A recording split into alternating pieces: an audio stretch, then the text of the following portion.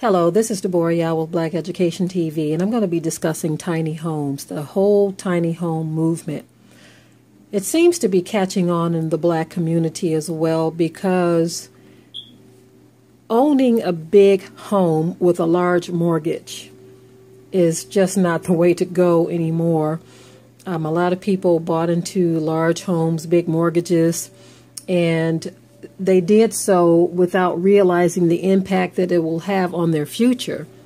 I did a video before where I talked about mortgage and what it actually means. It means death pledge. And so a lot of people are trying to opt out of this because you literally lock yourself into a lifetime commitment just to own a home that you really don't own, because if you don't make your payments, they will come and take it. Now, I hear those who talk about the whole idea of, well, you never really own land because they can take it because of taxes and things of that nature. The difference with the tiny home movement is once you build that structure, and if you have it built right, and if it's on wheels, you can move that home with you. You can take that home with you. A lot of people are having tiny homes built that are movable, portable.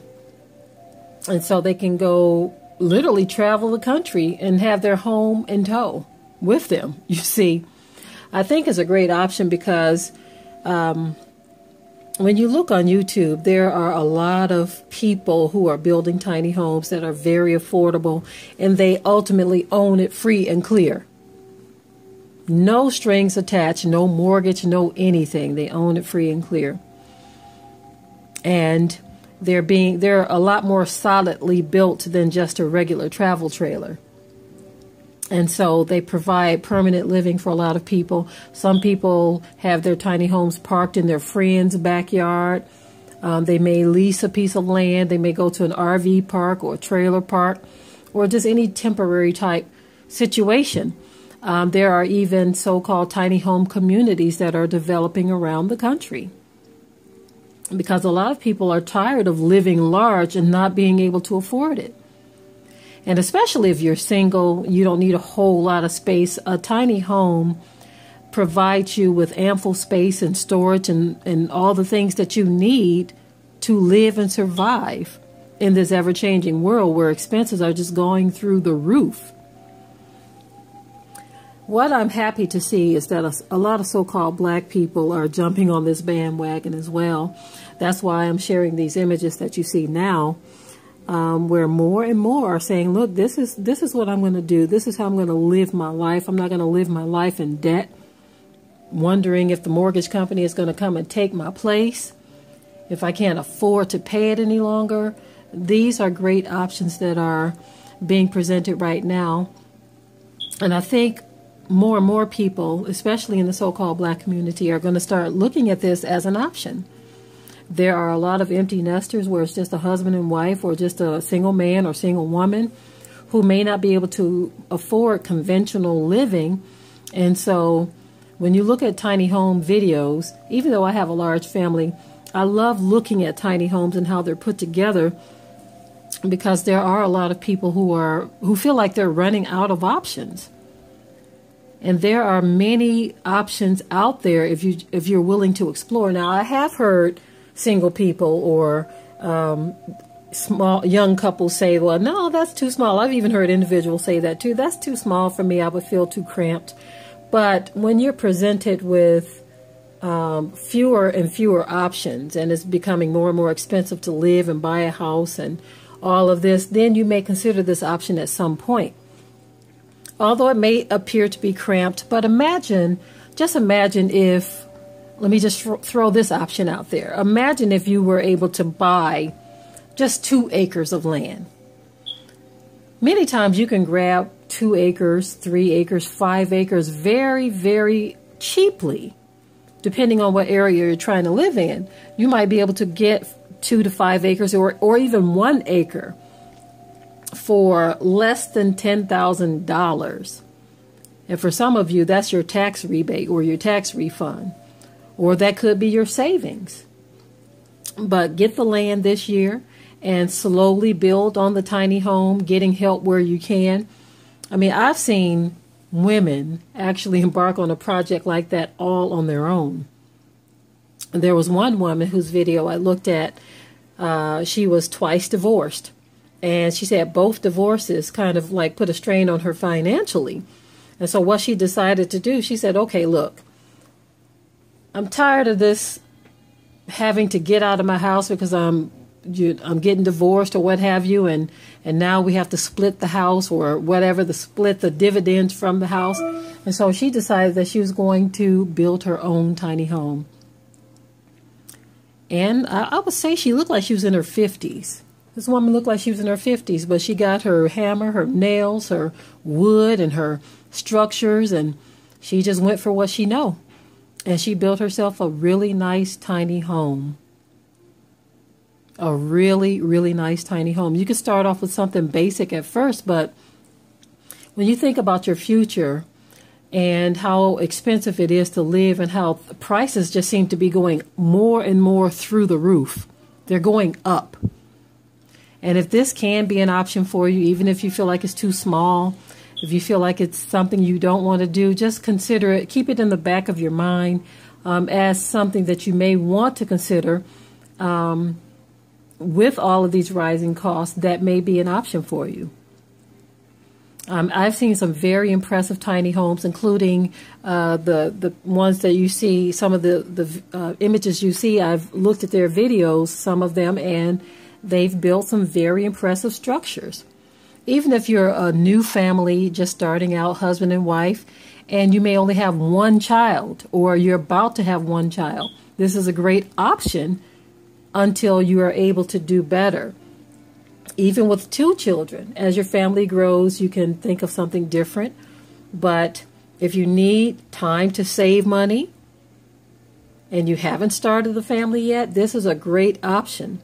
And when the time comes, if you need something bigger, you have this thing that you own free and clear that you can sell to someone else, which can be a possible down payment towards something bigger. Or perhaps a down payment towards buying land. Or maybe you can sell it to buy land and do something more permanent. Do something bigger than a tiny home, but still affordable. At this stage in the game, as we look around this country and see how things are playing out, how the dollar is shrinking daily, all of us are going to have to come up with other options. All of us are going to have to consider downsizing. It's kind of funny when you see articles pop up, abandoned mansions. It's funny when you look at these images of these big, beautiful houses, 5 and 10,000 square feet, where they're calling them abandoned mansions. Some of them have been empty for decades, some of them recently empty. This is because people are saying, look, it's too expensive trying to take care of this big monster, you know. And that may not be the case for everyone, but a lot of people are starting to wise up.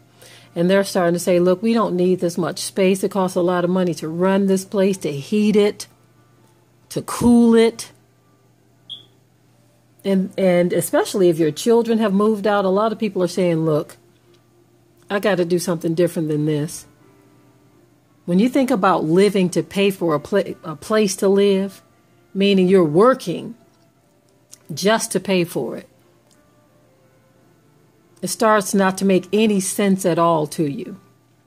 And so I was very inspired to look at these young people, look at these so-called black people who are grabbing hold of the tiny home movement as a way to look at the future, as a way of surviving, where they don't have to look at the possibility of being homeless anymore.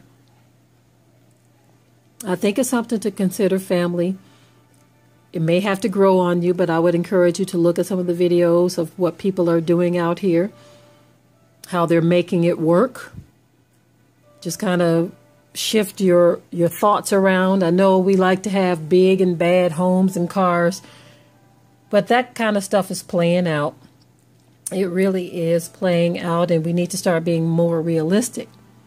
Especially if you have children that are about to be empty, not empty, but you're about to be an empty nester and your children are leaving. You may want to give them this as an option. show them the tiny homes and what they can do with them. Because when they get out here into the world and they start to pay high rents or high mortgages, they're going to feel like they're just throwing money down the drain.